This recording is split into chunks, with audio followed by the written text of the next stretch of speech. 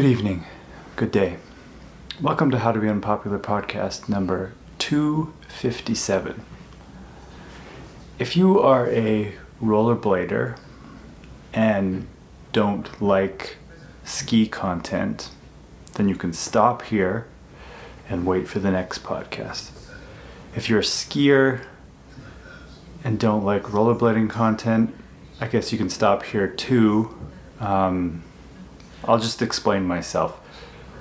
There was a new video that came out by the bunch. I wouldn't normally do this for a podcast or video, but this video was so special that I wanted to talk about it. So my history with the bunch, which created this recent video called Is There Time for Matching Socks? I stumbled across their video. First, I saw a Phil Cassabon section from a video called Oil and Water that reminded me so much of everything I liked about my favorite rollerblading videos, specifically like Joe Navran, Mind Game, like FOR2 kind of era, in terms of the style, the tricks, the music, the freedom, I guess. I don't know how to describe it. There was like a confidence and style to it that got me completely hooked on ski content, to the point that to this day I still find a lot of ski videos, full lengths and edits more inspiring than a lot of rollerblading videos for the openness to how they look at spots, how they use their skis, the styles, how good they are at airs. Like rollerblading is still such a grind focused sport, although it's moving away from that a little bit lately. But just skiing reminds me of like rollerblading on steroids sometimes. So I saw this Phil Cassabon section. I ended up buying full tilt boots and Armada skis. I became a Grom for skiing for their media, and it's skiing is way harder than it looks. Kind of like rollerblading, how I say rollerblading is easy to make look bad, hard to make look good, and hard to make look easy. I think that's the quote. Skiing almost looks the same. Like when you watch these things, you think you can put on skis, especially as a rollerblader, and do this stuff. And it's really hard.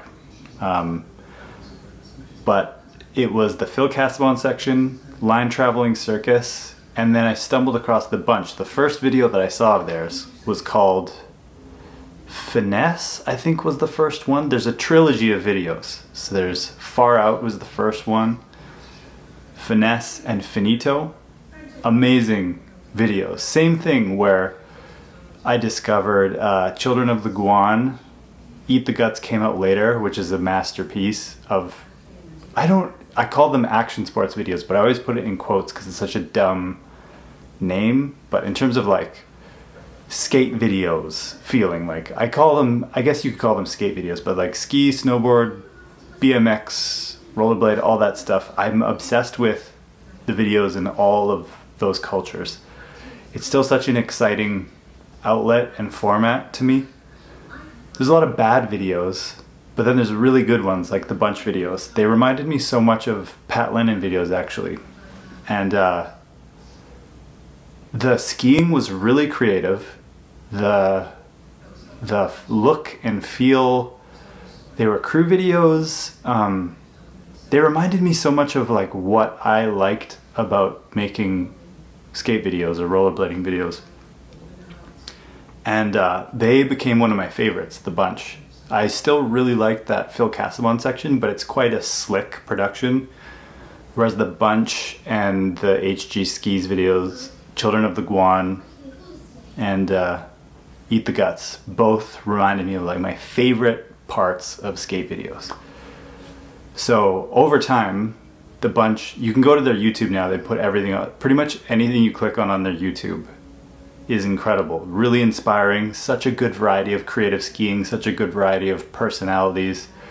They work in so many different styles of filming and video, because you can work in the classic fisheye and zoom lens. You can work in more of a cinematic format. They've done every style of video, which I love too, because I like creating maybe more cinematic things, but then the more traditional, just straight up fisheye skate video looking things. So you go to their YouTube, watch pretty much any of the stuff. The shorter edits are awesome. You can start with the trilogy I talked about. India Cash is one of my favorites. Color's incredible, interpretation's incredible. They've been on like a streak of incredible stuff, and they're special to me because they don't represent a company. It's not a ski brand video. It's a group of people who work on projects together and ski and have a vision and feeling that I can't really find what they put in their videos in any other type of video. Like I wish more videos would feel like that, what they create, but that's what makes them so unique and addictive, and what makes me so excited about when they release a new video. So, all that said,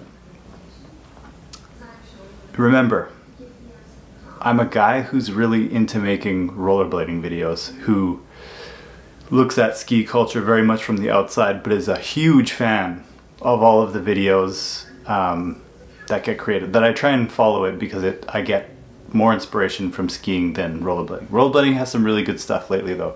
The last few years rollerblading has produced some really great videos. But Is There Time for Matching Socks is probably one of my favorite action sports skate type. I call skate video action sports, whatever you want to call it, but that type of you could call it a ski movie.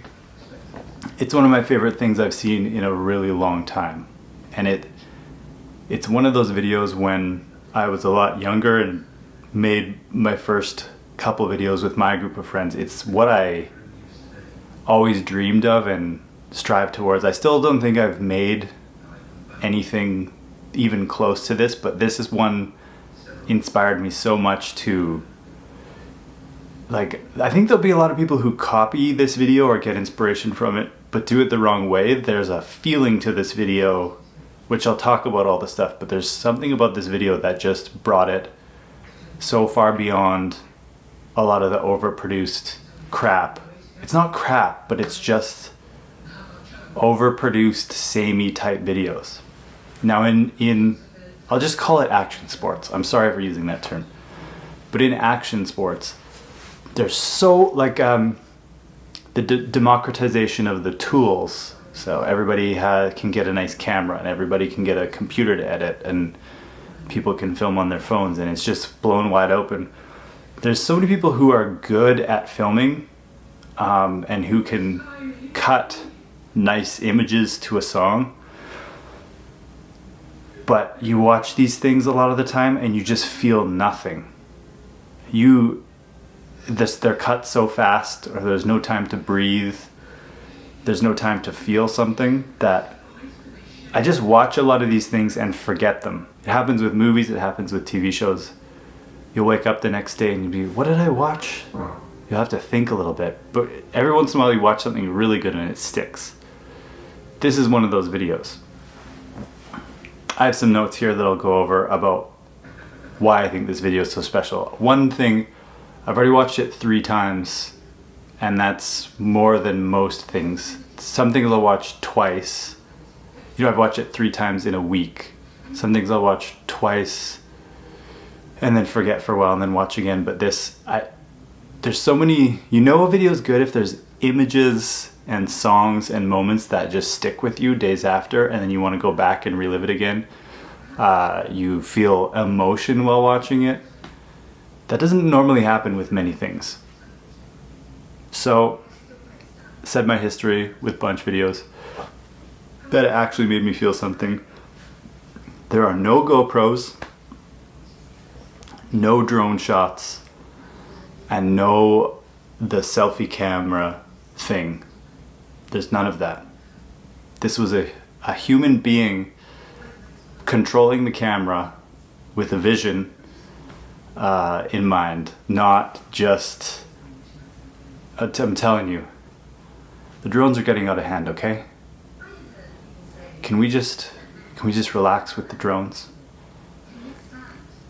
The GoPro, I think people have relaxed on that one. Selfie sticks are getting out of hand, but the drones, especially in snow sports, guys, just maybe use it once or twice, okay? There were no helicopters. There were no snowmobile shots.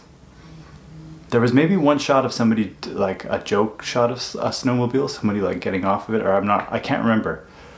But not like a, no helicopter pouring in, no like, there's always that snowmobile shot and it's the same in every single video. We understand that you are on a snowmobile and you're using it to get to a location, but as somebody from outside of the winter sports culture, it gets a little tiresome. This is just me though.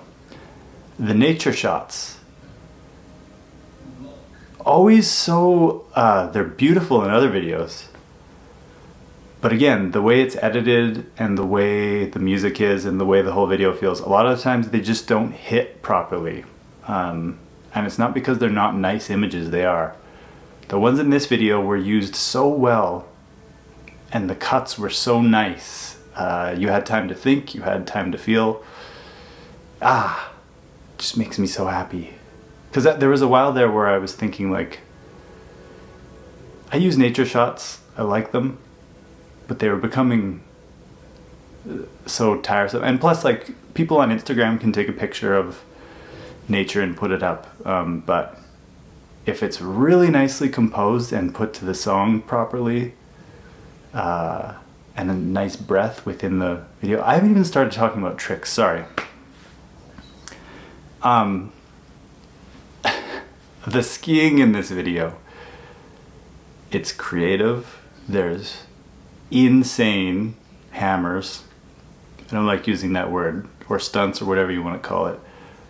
Some of the space around some of the tricks and cutscenes, the pacing of this thing, the soundtrack. I want to watch it again just talking about it. There's every type of skiing. It doesn't overstay its welcome. There's a part at the end where they stay in a tent, I think for 2 weeks, and the weather's really bad, and they did this in India Cash really well too. They captured that like uncertainty and like it's okay to capture some of the darker or negative or mysterious emotions of being on a trip, or being in a spot where something might not work out because of weather, or you're waiting for sun, or you're waiting for the weather to change. Oh, the way they capture that is so good. What else do I have here?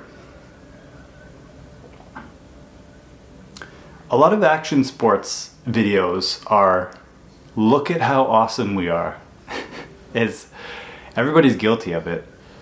And there is like there is a little bit of that, but more in a joking way and more in like a music video way, done in a funny and unique way that I haven't seen since. It actually reminded me of the early Hoax videos, some of the B-roll, because it's cut so nice to the songs.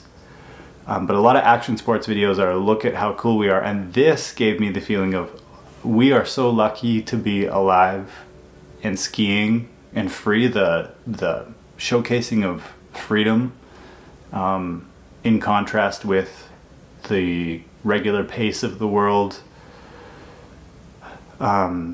just gave me that feeling that why I'm still obsessed with making these types of videos, more so than you get feelings from these that you don't get from movies or television shows, and you get excited that you get to watch things like this. There's a couple cuts that remind me of Greg Stump is one of my favorite action sports video makers of all time. Sometimes the emotion that he could convey just on a cut or holding a shot for a certain amount of time, there's some of that in this that I haven't really felt in a video in a really long time. And that's where I hope maybe people are inspired not to copy this video, but to maybe take more chances in their own video making. It got so formulaic for so long that this just really stood out. And it was incredible because they've made so many amazing videos and minor masterpieces. Some of them are masterpieces, but the fact that they went even to a higher level on this one, it's like when a band that you really like already has a bunch of good albums and then they just release one that you like even more than the previous ones. I almost don't want them to make anything for a while because this was so good.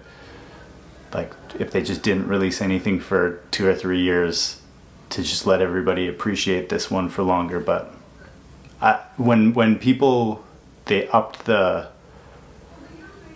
cinematography and the editing and the production and the soundtrack, and they just like hit all the notes, and did it on a level that I definitely wasn't expecting. I'm sure a lot of people weren't expecting that. They already make great videos, but this one was like such a step above in such an inspiring way.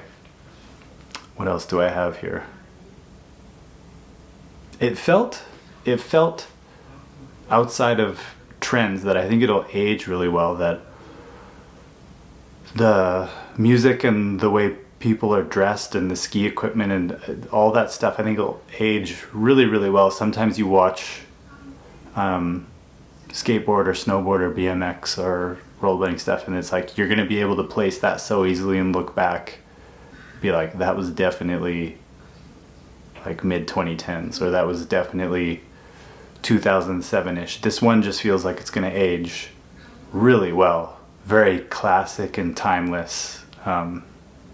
Just a good video, movie, anything is a world that you want to return to, that is contained, that is unlike anything that you can get anywhere else. And this video definitely had that.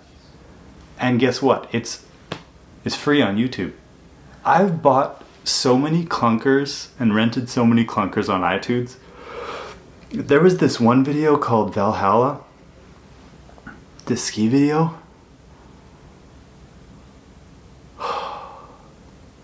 It was not good. There's a lot of stuff that's not good. There's a lot of stuff that's filmed beautifully and you can tell they're trying to make something different or trying to impress the viewer, but it's a lot of the times it's the editing and soundtrack that really ruins things. Editing especially.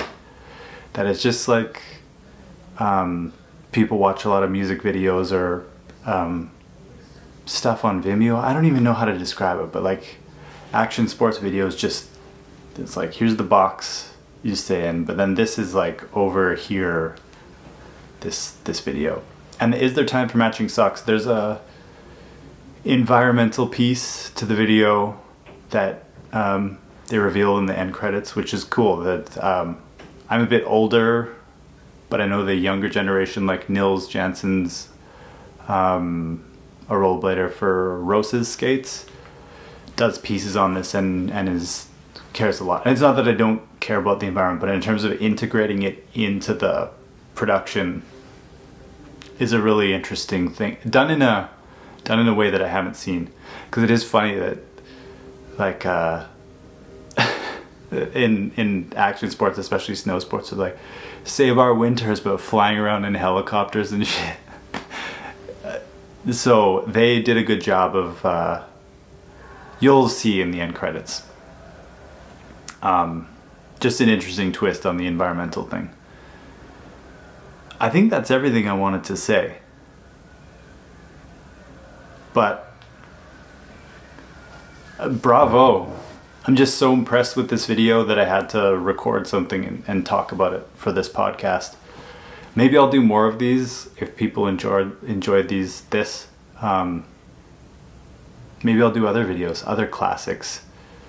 Or maybe we'll do a commentary of it eventually. But just big kudos to such an inspiring, incredible video. And I wish there was a different term than action sports. But it's one of the best I've seen ever in my whole life. And I'll be taking a lot of inspiration from this video. Hopefully not too obvious. I hope lots of people take inspiration from this video. Definitely watch it. Wow. That's all I gotta say. There's so much in it. Just watch it. Thanks for listening or watching. Have a great night. Until next time. This was How to Be Unpopular podcast number 257.